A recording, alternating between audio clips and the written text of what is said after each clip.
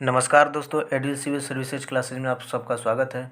Friends से आज हम लोग सर्वाइवल सीरीज के अंतर्गत लेक्चर 6 पे डिस्कशन करेंगे फिजिक्स सब्जेक्ट के अंतर्गत। तो चलिए डिस्कशन स्टार्ट करते हैं। आज का हमारा पहला क्वेश्चन है कि ध्वनि तरंगों का तीव्र प्रगमन होता है किस माध्यम में जो है ध्वनि तरंग जो है सबसे तेज़ चलती है।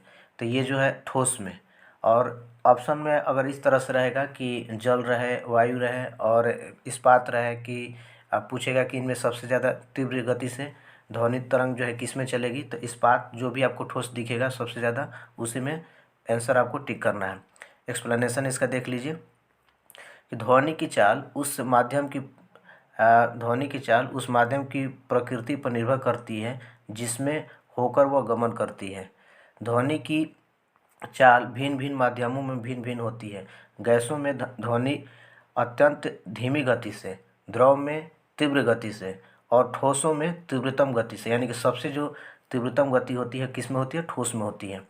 और यह भी याद रखिएगा, इंडिविजुअली एक क्वेश्चन पूछा हुआ है कि ध्वनि जो है किस में गमन नहीं कर सकती, तो निर्वात में, यानी कि वैक्यूम में जो है ध्वनि जो है गमन नहीं कर सकती है। और यहाँ पर मैंने लिख दिया है कि सबसे अधिक ठोस, इसके बाद द्रव, तब इसके बाद गैस।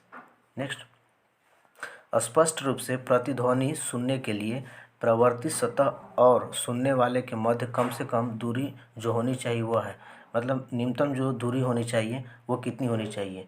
तो ऐसे कहीं कहीं ऑप्शन जो है 16.5 दिया रहता है और कहीं कहीं लगभग 17 में दिया रहता है। तो जो भी क्लोजली आपको दिखे वो आपको टिक आउट करना है, ठीक है। तो लगभग आपको 16.5 मीटर याद रखना है, ठीक है। नेक्स्ट, ध्वनि का वायु में वेग अनुमानतः पूछ रहा है कितना हो, तो 330 मीटर पर सेकंड है, ठीक है। नेक्स्ट, प्रस्रव वे ध्वनियाँ हैं जिनकी आवृत्ति होती है, यानी कि फ्रीक्वेंसी उनकी होती है, कितनी होती है, तो 20,000 हर्ट्ज से अधिक होती है। उन्हीं को क्या बोला जाता है, प्रस्रव ध्वनि। अब प्रस्रव को इंग्लिश में बोला जाता है अल्ट्रासोनिक वेव्स, ठीक है। एक्सप्लेनेशन देख लेते हैं इसका। प्रस्रव अल्ट्रासोनिक शब्द उस ध्वनि के लिए प्रयुक्त होता है जिसकी आवृत्ति इतनी अधिक होती है कि वह मनुष्य के कानों को सुनाई नहीं देती। साधारणतः मानव श्रवण शक्ति का प्रयास 20 से लेकर 20,000 कंपन प्रति सेकंड होता है। तो यह भी क्वेश्चन पूछा हुआ है कि मानव की जो सुनने की क्षमता जो है वो कितना से कितना तक है, तो 20 से लेकर कितना है, 20,000 कंपन प्रति सेकंड है। इसलिए 20,000 हर्ट्ज से अधिक आवृत्ति वाली ध्वनि को प्रस्रव ध्वनि कहते हैं, ठीक है। नेक्स्ट, एक जैव पद्धति जिसमें प्रस्रव ध्वनि का उपयोग किया जाता है उसको क्या कहा जाता है, सोनोग्राफी कहा जाता है। और जो बच्चा जो है भ्रूण में होता है तो उसकी विकास वगैरह की निगरानी की जाती है किसके माध्यम से, सोनोग्राफी के माध्यम से। नेक्स्ट, पराध्वनिक जेट की उड़ान के कारण क्या होता है, तो ओजोन लेयर में इसके कारण से बाधा पहुंचती है। नेक्स्ट, ध्वनि के यहाँ पर स्रोत दिया हुआ है सूची 1 में, और सूची 2 में तीव्रता दिया हुआ है। तीव्रता जो है डेसिबल में दिया हुआ है, और जो ध्वनि की जो तीव्रता है वो डेसिबल में मापी जाती है। तो क्वेश्चन आपसे अलग अलग इंडिविजुअली भी पूछा जा सकता है, और या इस टाइप से मैच द फॉलोइंग में आपको ऑप्शन जो है दिया रहेगा। तो जो फुसफुसाहट होती है, जो दो लोग आपस में धीरे धीरे करके फुसफुस टाइप से अगर बात करते हैं तो उसकी जो डेसिबल होती है 15 से 20 होती है। और जो साधारण बातचीत होती है नॉर्मल तरीके से वो है 30 से 60। और जो यंत्र कारखानों में जो ध्वनि सुनाई देती है वो है 100 से लेकर 110। ये काफ़ी इंपॉर्टेंट है, ये जो है आपको याद रखिएगा कि यंत्र कारखानों में जो ध्वनि की जो तीव्रता होती है वो कितनी होती है, 100 से लेकर 110। और जो जेट विमान होती है, जेट विमान में 140 से 150, यह भी इम्पोर्टेंट है। नेक्स्ट, विश्व स्वास्थ्य संगठन के अनुसार एक नगर के लिए सुरक्षित ध्वनि प्रदूषण स्तर है, तो ये जो है 45 डेसिबल है WHO के अनुसार। नेक्स्ट, किस स्तर डेसिबल से अधिक की ध्वनि हानिकारक ध्वनि प्रदूषण कहलाती है, तो ये अगर 80 डेसिबल तक है या उससे अधिक है तो इसको माना जाएगा कि ध्वनि जो है हानिकारक और ये प्रदूषण की श्रेणी में आती है। नेक्स्ट, निम्न में से किसकी तरंग लंबाई सबसे अधिक होती है, तो जो रेडियो तरंग है इसकी लंबाई जो है, तरंग दर लंबाई जो है सबसे अधिक होती है, वेवलेंथ। और इस तरह से है कि विद्युत चुम्बकीय स्पेक्ट्रम में शामिल विभिन्न विकिरणों का तरंग दैर्घ्य के संदर्भ में अवरोही क्रम, यानी कि घटते क्रम में यहाँ पर पूरा क्रम दिया हुआ है। तो आप इसको क्रम को अगर पूरा नहीं भी याद रखिएगा तो कम से कम पहला, जो सबसे ज़्यादा होता है रेडियो तरंग का सबसे ज़्यादा होता है और सबसे कम किसका होता है, गामा का। इसके बाद आप देख लीजिए रेडियो तरंग के बाद है माइक्रोवेव, अवरक्त विकिरण, दृश्य प्रकाश, परावैंगनिक किरण, एक्स किरण और गामा किरण। तो आपको पहला जो सर्वाधिक होता है रेडियो तरंग का ये याद रखना है और गामा किरण को याद रखना है। नेक्स्ट, एक समान टीवी रिमोट कंट्रोल में उपयोग की जाने वाली तरंगें होती है, तो ये अवरक्त किरण होती है और इसी को इंफ्रारेड वेव्स भी कहा जाता है। तो याद रखिएगा कि जो भी टीवी रिमोट में कंट्रोल में हम लोग जिस ध्वनिक तरंग का यूज करते हैं वो कौन सी होती है, अवरक्त किरणें होती है। नेक्स्ट, एक 100 वाट का बिजली का बल्ब 10 घंटे जलता है तो 5 रुपये प्रति यूनिट की दर से विद्युत खर्च होगा। तो इसका आंसर जो है 5 रुपये है, लेकिन है कैसे ये समझ लीजिए। देखिए जितने वाट का बल्ब रहेगा और जितने घंटे जलेगा उसमें से आपको क्या करना है, मल्टीप्लाई कर देना है। तो मल्टीप्लाई करने के बाद में 1000 ये वाट घंटा आएगा और 1000 वाट घंटा जो है 1 किलोवाट घंटा के ये बराबर होता है और यही 1 यूनिट कहलाता है। तो जितना यूनिट बल्ब जो है जलेगा उससे आपको जितना रेट है पर यूनिट का उससे मल्टीप्लाई कर देना है। तो एक ही यूनिट का यहाँ पर पूछ रहा था, एक ही यूनिट आया है तो 1 यूनिट का कितना दिया हुआ है, 5 रुपया। जितना यूनिट रहेगा उससे आपको क्या करना है, मल्टीप्लाई कर देना है। नेक्स्ट, डायनेमो एक युक्ति है जो परिवर्तित करती है। तो डायनेमो जो है यांत्रिक ऊर्जा को विद्युत ऊर्जा में परिवर्तित करती है, मैकेनिकल ऊर्जा को इलेक्ट्रिकल ऊर्जा में परिवर्तित करती है कौन, डायनेमो।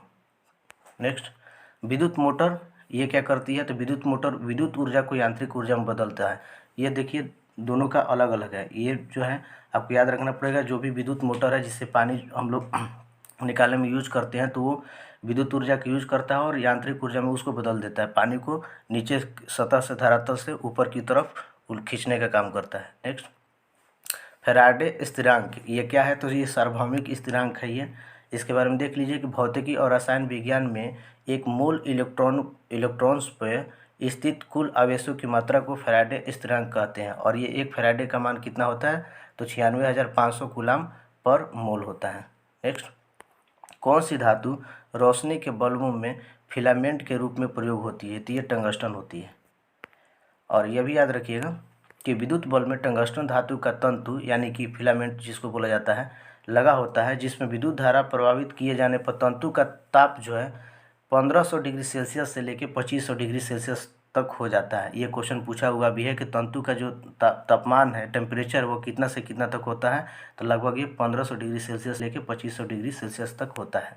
नेक्स्ट, सर्वाधिक विद्युत चालकता वाला तत्व है, तो ये चांदी जो है सर्वाधिक इसकी विद्युत चालकता होती है। और ये याद रखिए एक्सप्लेनेशन में कि जिन पदार्थों की विद्युत प्रतिरोधकता अति निम्न होती है यानी कि प्रतिरोध वो नहीं कर पाएगा, उन्हें सुचालक के रूप में जाना जाता है। चांदी विद्युत की सर्वोत्तम सुचालक है। सर्वाधिक विद्युत चालकता चांदी की होती है। इसके बाद तांबा, एल्युमिनियम, लोहा की विद्युत चालकता सबसे ज़्यादा होती है। मतलब सबसे ऊपर जो है चांदी है, इसके बाद तांबा है, तब एल्युमिनियम है, तब लोहा है। नेक्स्ट, फ्यूज में प्रयुक्त होने वाले तार की विशेषता होती है।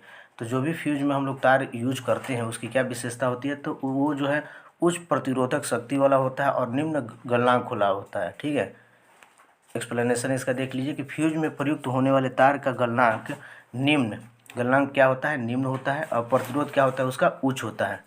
ठीक है, ताकि वोल्टेज बढ़ने पर यह फ्यूज तार तुरंत गल जाए, जिससे विद्युत उपकरण नष्ट होने से बच जाए। विद्युत का और फ्यूज का जो सिद्धांत है ये विद्युत का ऊष्मीय प्रभाव है। यह भी क्वेश्चन पूछा हुआ है कि फ्यूज का जो सिद्धांत है वो किस पे आधारित होता है, तो विद्युत का ऊष्मीय प्रभाव पे आधारित होता है। नेक्स्ट, मानव शरीर शुष्क की विद्युत प्रतिरोध के परिमाण की कोटि क्या है, तो परिमाण की इसकी जो कोटि है विद्युत प्रतिरोध की, ये 10⁴ ओम है। ये डायरेक्ट फैक्ट याद रखिए, 10⁴ ओम। नेक्स्ट, सामान्य ट्यूबलाइट में कौन सी गैस भरी जाती है, तो जो सामान्य ट्यूबलाइट होती है उसमें ऑर्गन और उसके साथ साथ मरकरी वेपर के रूप में यूज किया जाता है। नेक्स्ट, फ्लोरोसेंट ट्यूब यानी प्रतिदीप्त बल्ब में कौन सी गैस भरी जाती है, तो जो फ्लोरोसेंट ट्यूब होती है उसमें मरकरी और नियॉन दोनों को साथ साथ भरा जाता है, मरकरी और नियॉन को। नेक्स्ट, ट्रांसफार्मर का उपयोग किस उद्देश्य से होता है, तो जो प्रत्यावर्ती धारा होती है, अल्टरनेटिव जो करंट होती है, प्रत्यावर्ती धारा विभव को उचाई और अपचाई करने के लिए ऊंचाई का अर्थ होता है स्टेप अप, और अपचाई का अर्थ होता है स्टेप डाउन, यानी कि घटाने और बढ़ाने में इसका यूज किया जाता है ट्रांसफार्मर का। तो फ्रेंड्स, आज के लेक्चर में हम लोगों ने टोटल 22 क्वेश्चन का डिस्कशन किया, और ये काफ़ी इंपॉर्टेंट क्वेश्चन है जो कि हर एग्ज़ाम में आने की संभावना इनकी प्रबल बनी रहती है, और बहुत सारे एग्ज़ाम में ये सब क्वेश्चन जो है बार बार रिपीट भी हुए हैं। तो आज के डिस्कशन में इतना ही फ्रेंड्स, मिलेंगे हम लोग अपने नए लेक्चर में, तब तक के लिए धन्यवाद।